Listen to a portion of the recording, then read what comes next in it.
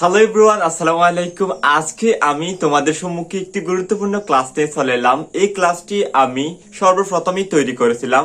সেখানে অনেক গন্ডগোল এবং অনেক নার্ভাস হয়েছিল, যেহেতু প্রথমের ভিডিও, সেজন্য এই ভিডিওটি আমি পুনরায় তৈরি করতেছি। এটি হচ্ছে সেন্টেন্স অর্থাৎ বাক্য নিয়ে। ইংরেজি গ্রামার, ইংরেজি ছোট থেকে বড়দের জন্য এটি অত্যন্ত গুরুত্বপূর্ণ একটি টপিক। ইংরেজির মধ্যে সেন্টেন্স হচ্ছে একটি গুরুত্বপূর্ণ টপিক, যেটা হচ্ছে সেন্টেন্স কাকে বলে, সেন্টেন্স কত প্রকার ও কি কি উদাহরণ সহ আজকে আমি এই ভিডিওতে বোঝাবো। তো লক্ষ্য করো, যদি তুমি ইংরেজি শিখতে চাও এবং ইংরেজি টেন্স সেন্টেন্স ইংরেজি নিয়ে জানতে চাও, তাহলে এই ভিডিওটি তোমার জন্য। তো লক্ষ্য করো, আমি শুরু করছি। তো প্রথমে আমি কাকে বলে সেটাই বলবো, এরপরে কত প্রকার এগুলো পুনরায় লিখে উদাহরণ সহ এবং বাংলা অর্থ সহ বলে দেব। তো লক্ষ্য করো এক বা একাধিক শব্দ, এক বা অর্থাৎ একটি বা একটির চেয়ে বেশি শব্দ পাশাপাশি বসে সম্পূর্ণ মনের ভাব প্রকাশ করলে তখন তাকে সেন্টেন্স বা বাক্য বলে। আমরা জানি সেন্টেন্সের বাংলা শব্দার্থ হচ্ছে বাক্য। Sentence, SENTENCE, sentence. তো আমি আবার বলি, এক বা একাধিক শব্দ পাশাপাশি বসে সম্পূর্ণ মনের ভাব প্রকাশ করলে তখন তাকে সেন্টেন্স বলে। তো সেন্টেন্স কত প্রকার? আমরা জানি সেন্টেন্স 5 প্রকার। কি কি একবার মুখে বলি। Assertive, interrogative, imperative, optative, exclamatory. তো এখন আমরা বাংলা সহ বুঝবো এগুলো কি ধরনের বাক্য। তো বাক্য হচ্ছে 5 ধরনের, অর্থাৎ 5 প্রকার, মানে 5 ধরনের বাক্য। তো লক্ষ্য করো, অ্যাসারেটিভ, অ্যাসারেটিভ মানে বিবৃতি, মানে সাধারণমূলক বাক্য। এরপর হচ্ছে ইন্টারোগেটিভ, তারপর হচ্ছে প্রশ্নবাচক, ইম্পারেটিভ আদেশসূচক, অপটেটিভ কি আশীর্বাদ এবং প্রার্থনামূলক, এক্সক্লামেটরি বিস্ময়সূচক মানে অবাক করার এরকম বিস্ময়, যেটা মানুষ দেখে হতভম্ব হয়ে যায়। এরকম মানুষ যদি বাক্য উচ্চারণ করে, বাক্য বোঝাতে চায়, তাহলে এটা কোন সেন্টেন্সের মধ্যে পড়বে? এটা হচ্ছে এক্সক্লামেটরি। এবং যদি কোনো আদেশ, নিষেধ বা অনুরোধ দেয়, এটা হচ্ছে ইম্পারেটিভ। আর যদি কি অপটেটিভ হয়, তাহলে এটা কি প্রার্থনা এবং আশীর্বাদ মানে। তো লক্ষ্য করো, আমি উদাহরণ সহ বুঝিয়ে দিচ্ছি। এই পাশে দেখতে পাচ্ছেন আমি সেন্টেন্সের 5 প্রকার পুনরায় লিখে রেখেছি স্পষ্টভাবে। এখান থেকে আমি একটি একটি করে উদাহরণ দেব। তো আমি প্রথমে লিখেছি অ্যাসারেটিভ সেন্টেন্স। অ্যাসারেটিভ মানে হচ্ছে বিবৃতি, অর্থাৎ সাধারণ যে বাক্য দিয়ে শুধুমাত্র বিবৃতি করা হয়, কোনো প্রকার আদেশ, নিষেধ, অনুরোধ, প্রশ্ন, বিস্ময় কোনো কিছু করা হয় না, সেটাকে অ্যাসারেটিভ সেন্টেন্স বলে। তো আমি উদাহরণ দিচ্ছি। যদি আমি বলি he is a doctor, DOCTOR, doctor, সে হয় একজন ডাক্তার। যদি আমি বলি সে বাজারে যায়, তারা ক্রিকেট খেলে, দে আর প্লেইং ক্রিকেট, মানে হি রানস অ্যাওয়ে, সে দৌড়ায়। এই সংক্রান্ত সাধারণ যে বাক্যগুলো হবে, সেগুলো হচ্ছে অ্যাসারেটিভ সেন্টেন্সের উদাহরণ। যদি আপনি মেক করতে চান, তাহলে এই যে সাধারণ বাক্যগুলো হবে, যেখানে কোনো প্রশ্ন থাকবে না, বিস্ময়, অনুরোধ, আদেশ, প্রার্থনা কিছু থাকবে না, সেগুলো হচ্ছে কি অ্যাসারেটিভ সেন্টেন্স। আমি যদি আরো উদাহরণ দিই, তাহলে অ্যাসারেটিভ সেন্টেন্সে আরেকটি যদি উদাহরণ দিই, তাহলে হি read, reads in he reads in CLASS class THREE, say class 3 তে পড়ে। সাধারণ একটি বিবৃতিমূলক বাক্য। সে রিডস পড়ে, এস হয়েছে কারণ হি এটা হচ্ছে থার্ড পারসন সিঙ্গুলার নাম্বার, এই জন্য। ইন ক্লাস 3 কোথায় পড়ে? ক্লাস 3 তে পড়ে। এরপর আমরা আর দেব উদাহরণ। তারপর ইন্টারোগেটিভ সেন্টেন্সে চলে যাব। ইন্টারোগেটিভ মানে হচ্ছে প্রশ্ন। আমরা জানি যে বাক্য দিয়ে প্রশ্ন করা হয়, সেটাকে ইন্টারোগেটিভ সেন্টেন্স বলে।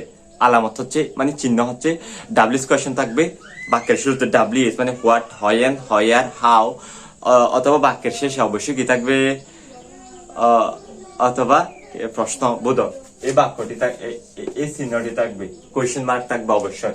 আমি বলি, যদি আমরা বলি হাউ আর ইউ, হাউ, এটা তো হাউ ওয়াজ দা ডে, ওই দিনটি কেমন কাটছে, do you speak an English, তুমি কি ইংরেজিতে কথা বলতে পারো, ডু ইউ স্পিক ইংলিশ, তুমি কি ইংরেজিতে কথা বলতে পারো।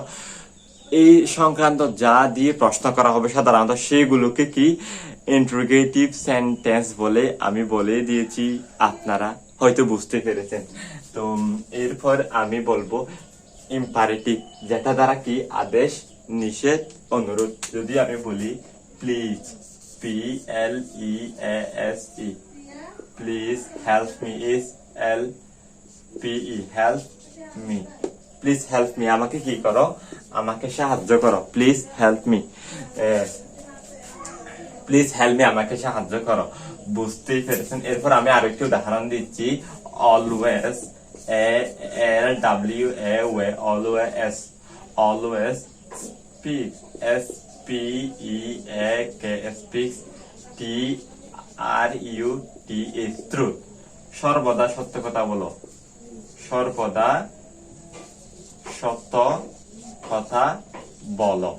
এটা দ্বারা একটা কি বোঝানো হয়েছে, আদেশ অথবা কি অনুরোধ বোঝানো হয়েছে, আদেশ, নিষেধ, অনুরোধ, যে কোনো একটাই হতে পারে। তো বুঝতে পেরেছেন।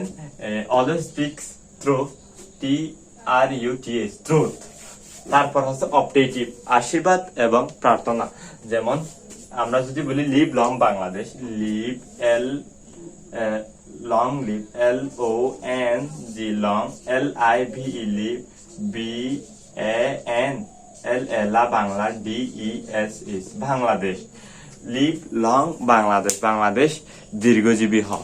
মে ইউ লিভ লং, যদি বলি মে ইউ লিভ লং, তুমি দীর্ঘজীবী হও। মে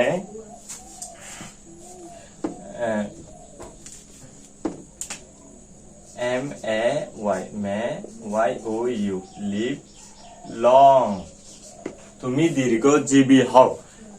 বুঝতে পেরেছেন। এরপর লাস্ট একটি কি আছে, লাস্ট একটি মাত্র সেন্টেন্স আছে, এটা হচ্ছে এক্সক্লামেটরি, অর্থাৎ হচ্ছে বিস্ময়, যেটা দ্বারা বিস্ময় এবং অবাক হওয়ার মতো বাক্য বোঝানো হবে, সেটাকে এক্সক্লামেটরি সেন্টেন্স বলে। আমরা যদি উদাহরণ দিই, অনেকগুলো উদাহরণ দিতে পারি। যেমন যদি আমি আরেকটি উদাহরণ দিই, WHAT, হোয়াট, BEAUTIFUL, বিউটিফুল,